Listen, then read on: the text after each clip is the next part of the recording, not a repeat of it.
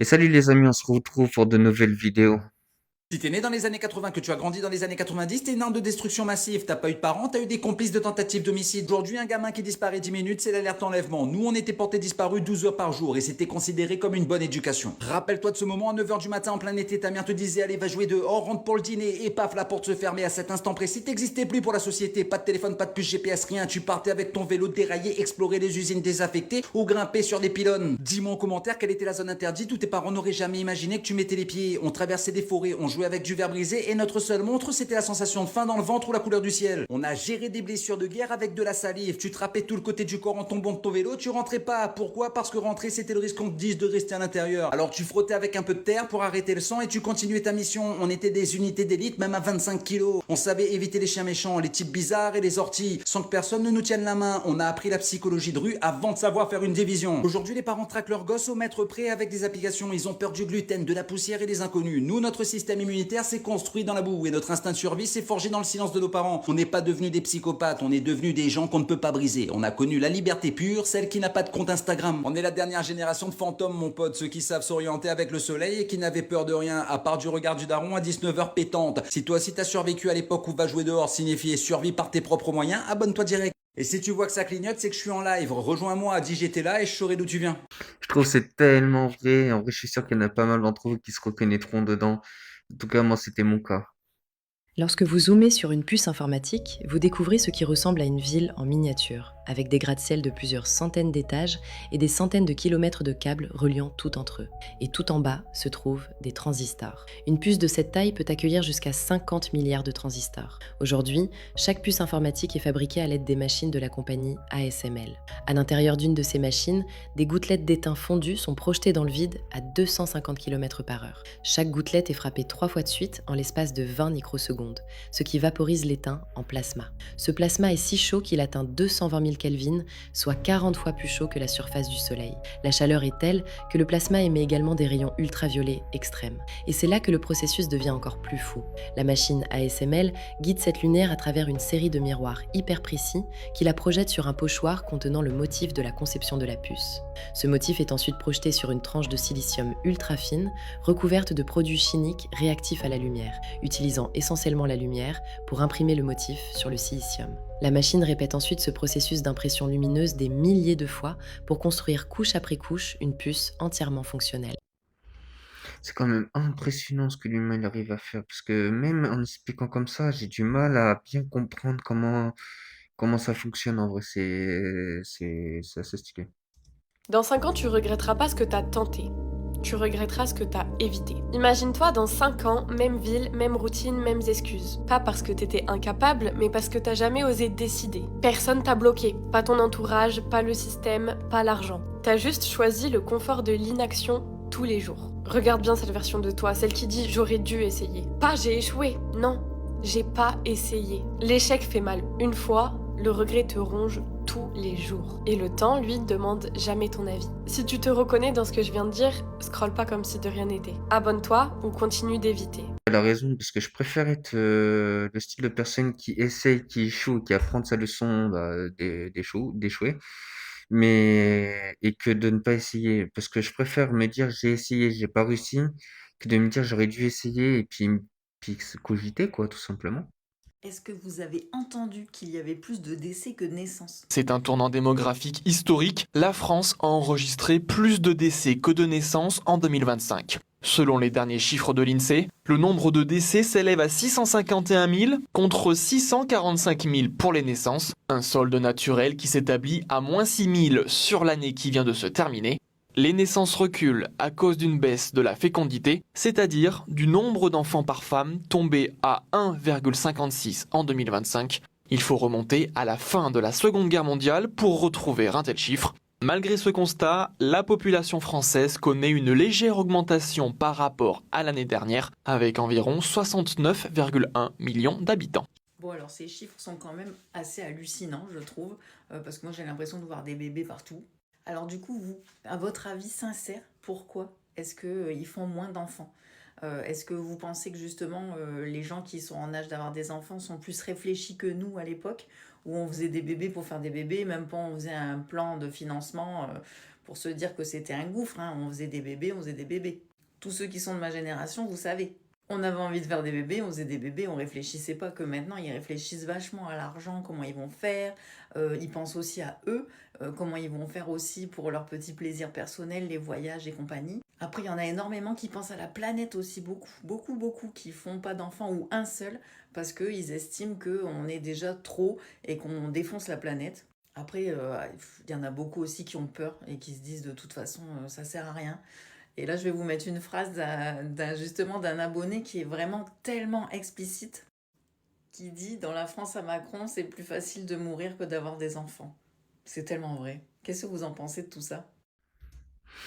En vrai, c'est problématique quand même. S'il commence à avoir plus de décès que de naissances, là, on va être un peu dans le caca, comme on pourrait dire. Après, je pense aussi que c'est que les gens, ils ont plus les moyens et c'est vrai qu'ils réfléchissent un peu plus parce que quand on voit qu'il nous faut 4 fois les moyens que nos grands-parents avaient pour pouvoir vivre, ça pose un petit problème. Et puis, c'est vrai qu'on réfléchit un peu plus à comment il va vivre, ces choses-là. Après, c'est intéressant, ouais, c'est intéressant.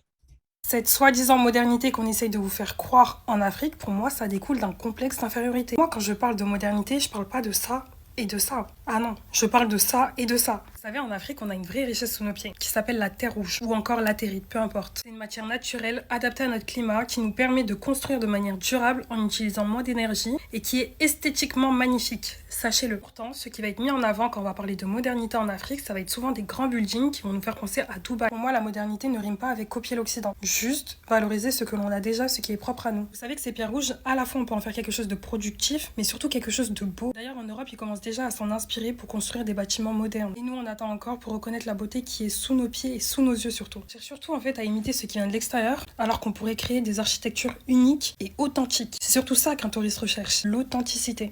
C'est vrai que pour de vrai, c'est vraiment joli cette terre-là parce que quand on voit les images des bâtiments que ça peut faire, c'est vraiment très très joli.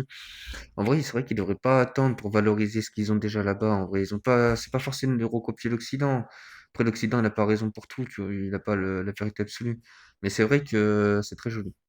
Pourquoi les gens qui ont un QI très élevé ne sont pas dans une religion? Parce qu'ils ont un cerveau entraîné à tout questionner. Le dôme devient pour eux alors impossible. Beaucoup de personnes très intelligentes n'ont pas de religion. Et ils ne sont pas athées non plus. Ils rejettent les religions institutionnelles, mais pas forcément la spiritualité. Soyons honnêtes. Au nom de la religion, ils ont déclenché des guerres, justifié des massacres, effacé des cultures entières. Et d'ailleurs, c'est toujours d'actualité dans le pays que je ne peux pas nommer, que j'appellerai ici Voldemort. Quand une idée vaut plus qu'une vie humaine. Ce n'est plus une foi, c'est un système. On tue au nom d'un livre. Vraie vérité n'a pas besoin de menaces. Les livres te parlent d'amour, mais quasiment tout repose sur la peur. Ils te parlent de paix, mais leur histoire est écrite avec du sang. Ils te parlent de vérité, et dès que tu poses des questions, ça dérange. Le pire, c'est quand tu grandis dans une famille totalement verrouillée par la religion. Tu questionnes, tu réfléchis, tu veux comprendre. Et en face, on te répond juste, c'est comme ça, tu poses trop de questions. Arrête de poser des questions. Dis-moi en commentaire ce que t'en penses, abonne-toi pour plus de vidéos de ce style et abonne-toi à mon autre appli que je laisse ici parce que des fois on strike mes vidéos.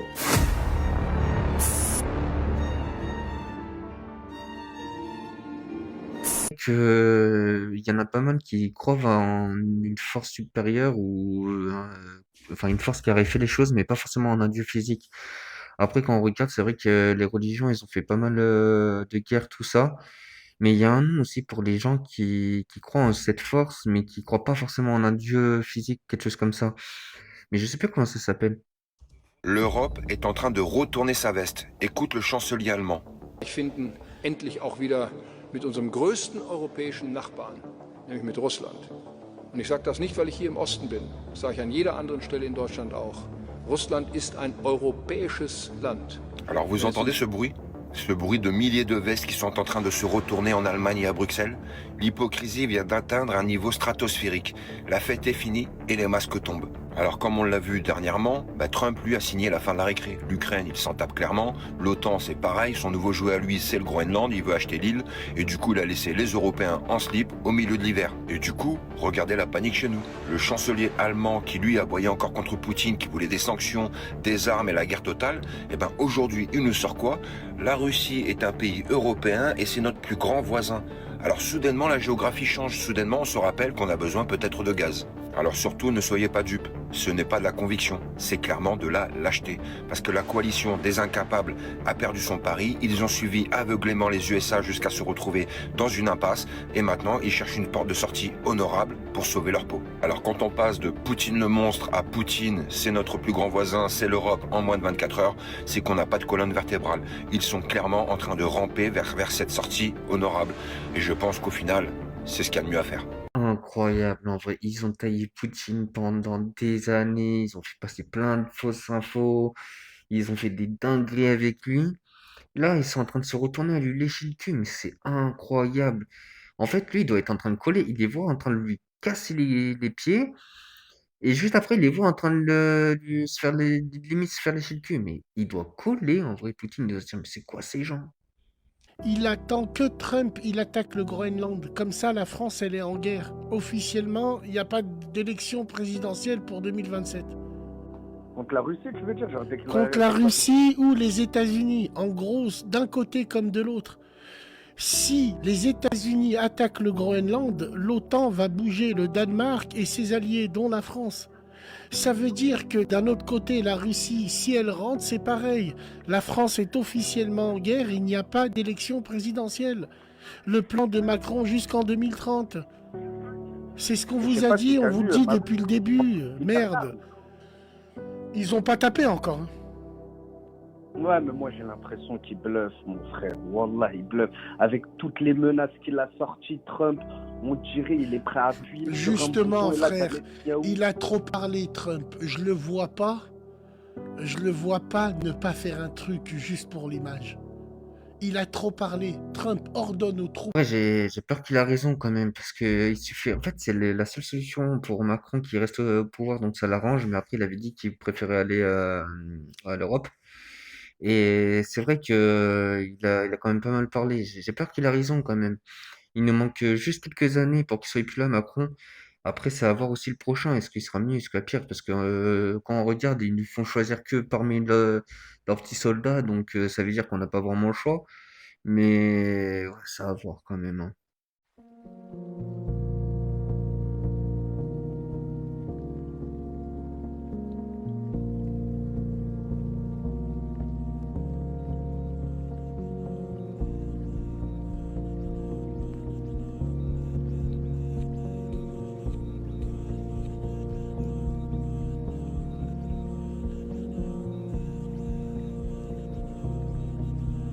Comme vous le savez, la mélanine est une protection naturelle.